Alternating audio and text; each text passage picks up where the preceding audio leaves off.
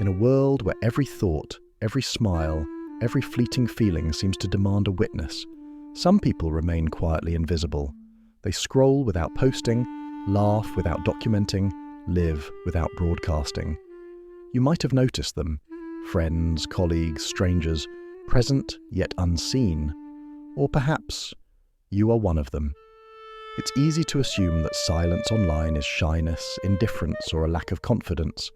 But beneath the quiet, there's an intricate landscape of thought, feeling, and self-awareness. Choosing not to post is rarely about avoidance.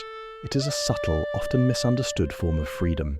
It is a declaration that life's meaning cannot always be measured in likes, comments, or shares. What drives this silence? And what does it reveal about the human mind? In a world where every moment is broadcast, where lives are filtered, framed, and captioned for consumption, some people exist quietly in the shadows. They scroll through feeds, observing the laughter, milestones, and carefully curated achievements of others, yet they leave no trace themselves. To the casual observer, they may appear detached, indifferent, or even invisible. Yet beneath that stillness lies a mind deeply attuned, quietly processing the patterns, the emotions, the subtleties that most people overlook. These are the silent witnesses. They notice the pause before a friend speaks, the fleeting glance exchanged between strangers, the way sunlight hits a wall in the early morning. Every detail is observed, catalogued, felt, but never posted, never shared. Their presence online is paradoxical. They are everywhere, yet nowhere. They are participants in the digital world without surrendering themselves to its demands. In their silence, there is a strange form of clarity, an ability to perceive without the pressure to perform. To understand why some choose this path, we must first consider what they are resisting. Social media is not merely a tool, it is a system of reward. Every like, every comment, every share is a subtle reinforcement of behavior. It trains the mind to equate visibility with value, attention with worth. For many, this cycle becomes addictive, shaping how life itself is experienced. Yet the quiet observer resists. They do not recoil out of fear alone. They step back deliberately, choosing observation over display, understanding over approval. Their silence is not emptiness, it is intentionality. While the world clamors for attention, they cultivate perspective. Every scroll, every glance at the digital world is filtered through reflection. They witness moments not for validation, but for understanding. They are acutely aware of the emotional cost of exposure, the fragility of sharing something intimate, and having it dissected, misread, or trivialized. Each post, each story carries a risk, that the private becomes public, that the sacred becomes spectacle. Choosing not to post is in a sense choosing preservation, of emotion, of thought, of identity. Yet this path is not always peaceful. Observing without participating can create a sense of distance, even loneliness. They may see connections forming, laughter echoing through feeds, and wonder what it feels like to belong in the same way. They may feel the pull of curiosity, the soft urge to contribute, to leave a mark, and still the pause remains. Silence in this context is discipline. It is a conscious decision to prioritize depth over visibility, understanding over attention, integrity over applause. In their quiet, they often become mirrors to the world around them. They see things others miss. The subtle sadness behind a smiling profile picture, the anxiety hidden behind carefully curated moments, the fleeting joys unnoticed by those consumed with broadcasting. Their attention is not shallow, it is deliberate, careful, empathetic, and in this quiet observation, they cultivate a profound form of knowledge, a knowing that is invisible, yet infinitely rich. For some, this hidden life online becomes a refuge. It is a space where experiences can be felt, not performed, where thoughts can exist without immediate judgment, where the mind can wander, reflect, and simply be. In choosing silence, they are not absent. They are present in a way few understand.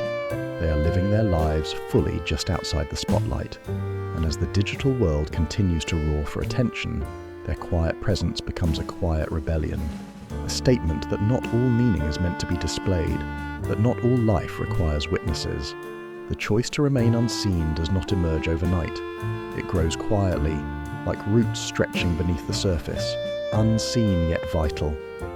Often, it begins long before the digital age, shaped by early experiences that teach the mind to observe first, speak later. Some were children who learned that their voice mattered little in noisy households. Others felt the weight of constant judgment, internalizing the belief that exposure invites criticism. These experiences do not make someone shy. They cultivate discernment, a careful attentiveness to when and how to reveal oneself. Many who avoid posting online have an intrinsic sensitivity, an acute awareness of emotion and nuance. They notice the small discrepancies, the slight tension in a smile, the subtle tremor in a voice, the unspoken weight behind words.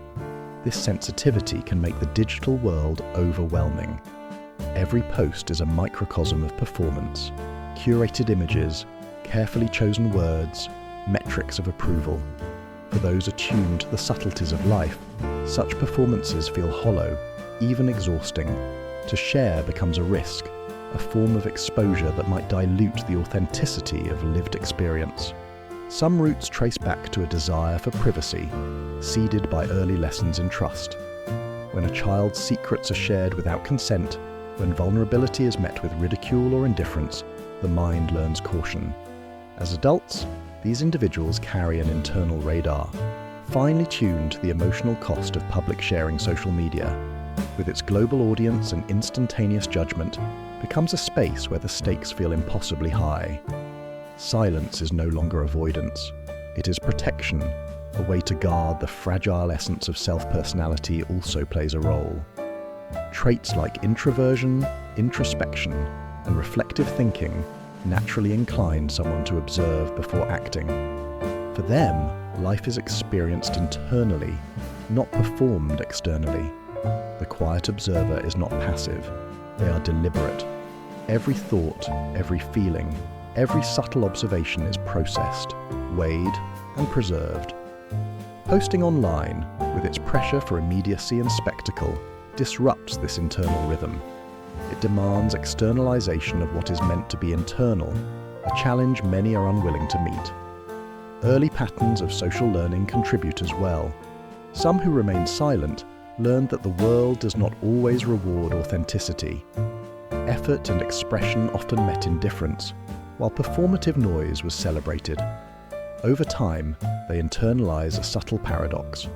Speaking less often grants more clarity, while silence becomes a measure of control, a way to maintain coherence in a chaotic social environment. Their quiet is intentional, a cultivated response to lessons learned in childhood and adolescence. Yet there is also a deeper, almost philosophical dimension. Many who abstain from posting instinctively grasp that experience is diminished when constantly broadcast. Memory becomes intertwined with performance. Joy and sorrow are filtered through imagined witnesses. The roots of their silence are entwined with a desire to reclaim experience from the digital lens, to feel life fully without needing to document, validate, or explain it. They are drawn to moments of depth that resist reduction into pixels and captions. In essence, the roots of silence are complex, layered, and deeply human. They are woven from early experiences of caution, sensitivity to emotion, reflective temperament, and a desire for unmediated experience. What outsiders may perceive as withdrawal is in reality a form of self-preservation, a choice to cultivate depth over display, authenticity over approval. It is a quiet resistance against a culture that measures presence by visibility, and a commitment to the integrity of inner life. Understanding these roots allows us to see that those who don't post are not absent. They are fully engaged in a way that transcends digital metrics. Their life is lived with intentionality, carefully, silently, richly. And as the world continues to reward performance, their quiet becomes a subtle statement that not all meaning requires an audience. and that some of the most profound human experiences are meant to remain private, unobserved, and deeply personal. Beneath the surface of silence lies a mind finely attuned, shaped not only by experience but by the intricate workings of human psychology. Choosing not to post is not simply a habit or a preference. It is a reflection of traits, tendencies, and cognitive patterns that govern thought, emotion, and perception. For those who abstain from sharing, the mind operates like a carefully calibrated instrument, measuring the costs of exposure against the benefits of internal cohesion. Psychologists describe several traits commonly found in these individuals. Self-restraint, for one, manifests not as limitation but as freedom, the ability to resist impulses, to observe before acting, and to discern what is meaningful from what is performative. Introspection is another, an inward focus that allows the mind to reflect on experiences, emotions, and relationships in depth, without requiring external validation. Emotional independence follows naturally, a capacity to maintain equilibrium regardless of outside attention or approval. Central to this psychological landscape is the concept of internal locus of control. Unlike those whose self-worth is tethered to likes, comments, or recognition, these individuals derive their sense of value from within. They measure themselves not against others but against their own principles, experiences, and understanding of life. Social media, by design, challenges this internal balance, offering constant metrics of comparison and subtle reinforcement of external validation. Those who resist posting are quietly asserting control, reclaiming authority over how their life is measured and by whom. Another subtle but powerful influence is self-presentational pressure, the ever-present awareness that one is being observed, evaluated, or judged. This phenomenon can trigger anxiety, second-guessing, and the compulsion to curate identity for approval. For sensitive, introspective minds, this pressure can feel suffocating. Silence, in contrast, becomes a refuge, a space where thoughts and emotions can exist without scrutiny, where identity is preserved rather than projected, where experience is felt instead of displayed. Neurologically, there is a compelling explanation for this choice as well. Posting online triggers dopamine release, the chemical of reward, creating a feedback loop where visibility and engagement are equated with pleasure. Over time, the brain begins to crave these signals, training attention toward performance rather than genuine experience. Those who refrain from posting actively resist this loop, demonstrating self-discipline, mindfulness, and awareness of how the brain responds to stimuli. In other words, their silence is both psychological and physiological, a deliberate choice to disengage from external reinforcement in favor of internal authenticity. Yet psychology also reveals a paradox. Silence can be motivated by fear as much as by awareness.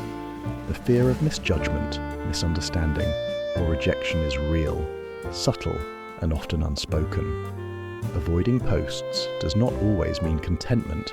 It can also be a strategy for self-protection. And still, in navigating this tension, these individuals develop resilience, empathy, and the capacity for nuanced understanding. They become observers not only of the world but of human behavior itself, noticing patterns, contradictions, and truths that the loud often miss. The psychology of the unseen also extends to psychological ownership. Thoughts, memories, experiences, these are treasures of the mind. When shared publicly, they are transformed, fragmented, and interpreted in ways the owner may not intend. By preserving privacy, individuals maintain the sanctity of their inner life, the integrity of their experience, and a sense of personal sovereignty. Silence is not absence, it is presence with intention, a mindful guardianship of the self. In essence, the psychology behind not posting is a blend of discipline, awareness, and protection. It is the quiet architecture of a mind that values depth over display, substance over spectacle. It is a paradoxical form of strength, invisible, unmeasured, yet profoundly engaged. Those who live in this space remind us that the mind can thrive without constant approval, that identity need not be broadcast, and that some of life's richest experiences are cultivated within, rather than projected outward, silence is rarely absolute. Beneath the quiet surface of those who don't post lies a constant internal dialogue, a subtle tension between desire and restraint. On one hand, there is the yearning to share, to participate, to connect. On the other, there is the instinct to preserve, to protect, to remain unseen. This tug of war is neither simple nor binary. It is nuanced, layered, and deeply human. Every scroll, every glance at someone else's life stirs the question, do I belong here? Do I have something to contribute? Yet the answer is not dictated by curiosity alone. It is tempered by awareness. Those who resist posting are acutely aware of the consequences of exposure. They know how quickly vulnerability can be misinterpreted, how easily intentions can be misread, and how fleeting approval can distort self-perception.